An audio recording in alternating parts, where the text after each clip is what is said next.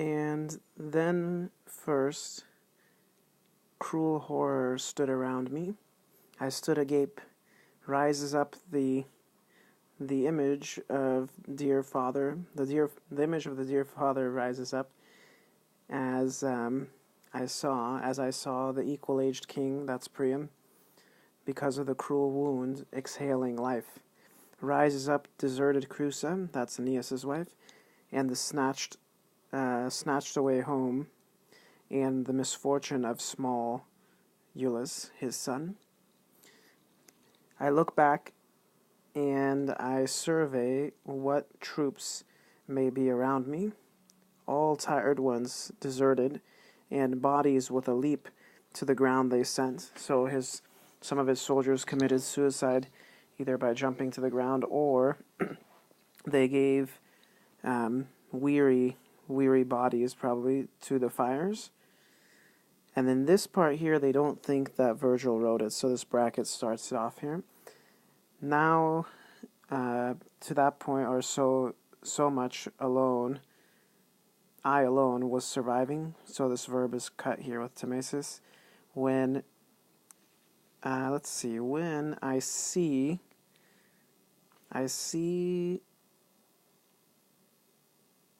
the Tynaridian one lurking in a secret seat, quiet and guarding the thresholds of Vesta. So this is Helen, and she's doing all these things. She's guarding the thresholds of Vesta. She's quiet. She's in a secret seat, and she's lurking. And then fires gave clear light to the one wandering, and this is referring back to himself. Aeneas is the one wandering, and on all sides, I was to the one carrying eyes through all.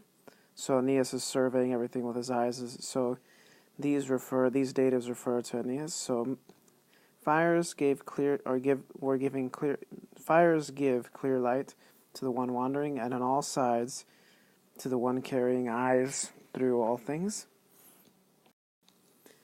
She, for herself, let's see, what was she doing? So fearing ahead for herself, she's like afraid in advance.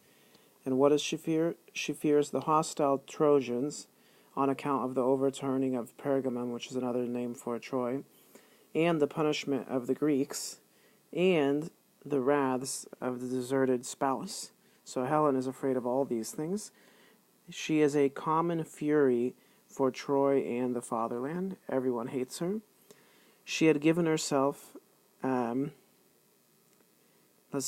had hid herself. She had hid herself and hated. She was sitting on the altars. Fires burned. This is a syncopated perfect in my mind, or in soul. Rises up the wrath to avenge the falling fatherland and to take up evil punishments. And here we get a series of rhetorical questions. Certainly this one, safe, will see Sparta and the Mysian fatherlands. Will she go as queen with victory having been given birth to or having been born? And next rhetorical question, will she see marriage and a home and the home of father and sons, having been accompanied by a crowd of Trojan women with Phrygian slaves? And more rhetorical questions. Will Priam have been killed by the sword? Will Troy have been burned by the fire? And will the Trojan shore have sweated so many times with blood? And this is a syncopated sudaverit. Not thus, or not so, he answers his questions. For, although there is no memorable name in feminine punishment, this victory has praise. To have extinguished the unspeakable crime, nevertheless, the unspeakable crime, and to have taken up deserving punishments, I will be praised. So I will be praised for these things. it will please to have poured out the soul. That's like to kill her. And this is a Greek symbol, the abelos. It shows that they think there was a typo here because this is hard to interpret. So someone maybe copying down the text made a mistake. But it will please to have satisfied the ashes of my own, which is the ashes of my ancestors. And maybe you could interpret this, it will please, sort of like the fame of an avenger will please, but it doesn't quite work grammatically. That's why they think there's an error. Such things I was tossing about, and I was carrying in enraged mind. And now we get back to what we think was actually written by Virgil. When herself to me, and now you have to jump all the way down here to know who this herself is. Venus appears. So this is cool how Virgil takes the time to reveal, just as you imagine Venus walking, kind of gleaming towards Aeneas, and gradually he becomes aware that it's his dear mother. We get a gradual reveal here. So when herself to me, not before so clear to eyes, she extended to be seen, so for the sake of seeing, and in pure light through the night she gleamed, dear mother, so the dear mother gleamed, having confessed a goddess, so she's showing herself in her goddess form, not in her usual disguise, just as of the kind she is accustomed to be seen, to the heavenly ones, and as much as she is accustomed to be seen to the heavenly ones. So she's showing herself of the sort and of the kind, or as much as in her full glory. And having checked and implied me, grasped with right hand, so she's holding his right hand. Above and beyond she added, these things from rosy mouth. Son, what such anger excites uncontrollable, what such sorrow excites uncontrollable angers? Why do you rage? Or, whither has your care of us receded? So whither has the care to you which belongs to you, so your care of us receded? Not first will you look where parent tired with age you left, and who is that parent? Anchises. Or whether survives your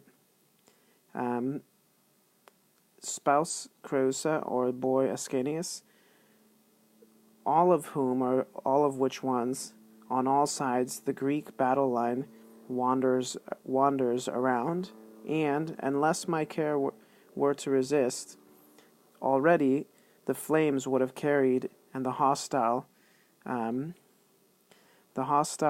sword, that should be a nominative, the hostile sword would have drained. Not to you, Tynedridian, not to you is to be hated the countenance of the Tynedridian one, of the Spartan one. So she's both Spartan and she's from the family of Tyndareus. So not for you is to be hated the countenance of the Spartan Tyndarean one, or to be blamed Paris. The inclemency of the gods overturns these riches and lays low from its height Troy. Look, for the entire cloud, which now having been drawn over to you, with reference to you looking, and darkens or blurs clouds' mortal visions for you, and dewy or wet darkens all around, I will snatch away the cloud. You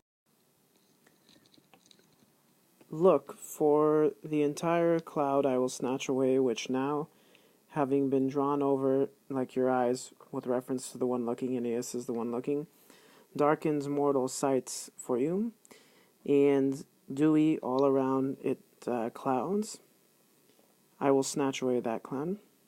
You don't fear any orders of the parent, nor refuse to be obedient to precepts.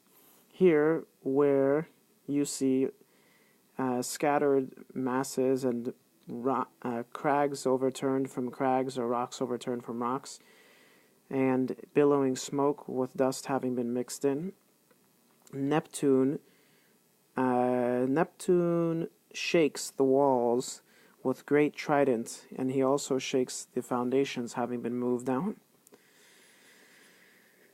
The whole city from its seats he overturns.